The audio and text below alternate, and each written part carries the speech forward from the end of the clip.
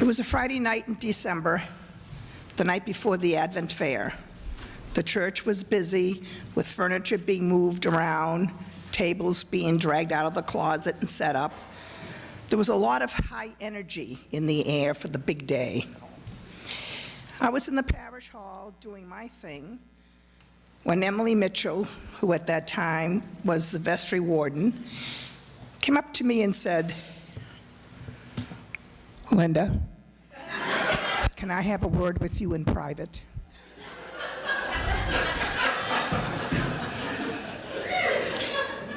OMG. I was being called to the principal's office.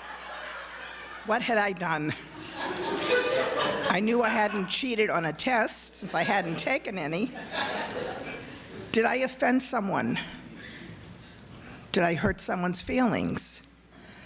Was my singing that bad that they wanted me off the choir? I followed Emily into one of the classrooms and was instantly transported back into elementary school, waiting for my parents to walk in. She asked me if I would consider joining the vestry and being the clerk. She thought I would be a good fit.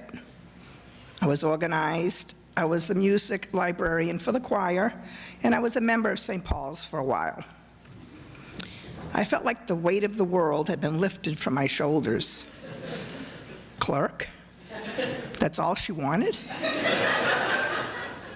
I was not going to have to write on the blackboard 500 times, "I will not chew gum in class," which I'd done. After about an hour of giving it some thought, I said yes. After all, how hard could it be? And it was only for a year or two. By the second or third vestry meeting, I was beginning to think I had made a big mistake. I had little computer skills, and my spelling, which was always horrible, made it very difficult to read my own notes. But I did have faith that God would be with me at each meeting and help me correct my errors. In my 6th year, he is still my right-hand man. My mother had an emotional breakdown when her dad died. She left us and went to Indiana when I was 11. I was the oldest of 3 girls. My father, who was Eastern Orthodox, always made sure we went to church and received our sacraments. To marry my mother, he had to agree to raise us Catholic. In the 50s, it was rather uncommon for a man to have custody of his children. And so the Children's Welfare Department was coming to pay us a visit to make sure we were in good hands. I remember hearing my dad crying one night when we were all in bed. What were his chances of keeping his family when he had to work 2 jobs? Our hair usually looked matted, and we depended on my grandmother to make us Easter coats. What was an 11-year-old girl to do? I went to church and lit candles. I had no idea why people lit the candles, but I knew it had something to do with praying, and that's what I needed to do.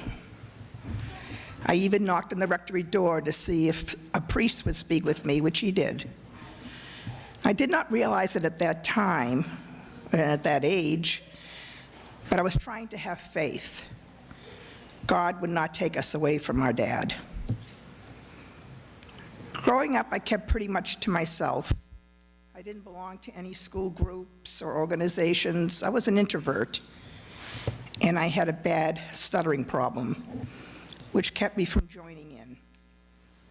It also kept me from getting jobs after high school. One day I was fed up. I had it. I had a big fight with God. No one was home, and I just let my hair down. Why did you make me like this? I screamed, I swore, I hated God. He didn't exist. It was all a big lie. It wasn't until several years later that I realized I was no longer stuttering. And as I grew older and wisdom started to settle in, I came to see that by being at the end of my rope, God took it off my shoulders and put it on his, as he has promised us. I had about a 20-year period in my life when I didn't belong to any church.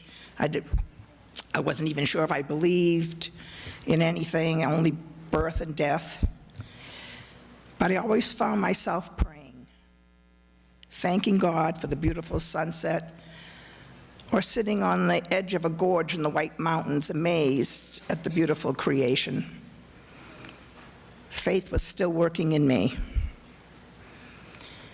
We heard a lot today about faith in the Spirit, and I wonder how Abraham and Nicodemus felt about that.